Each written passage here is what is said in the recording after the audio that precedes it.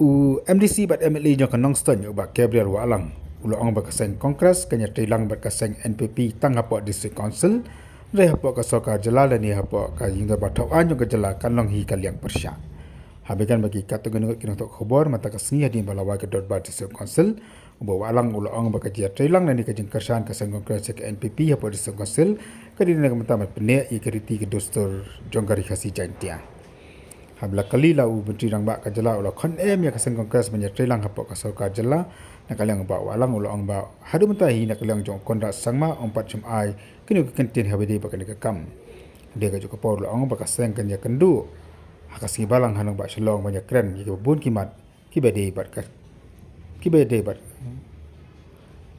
bat kaseng.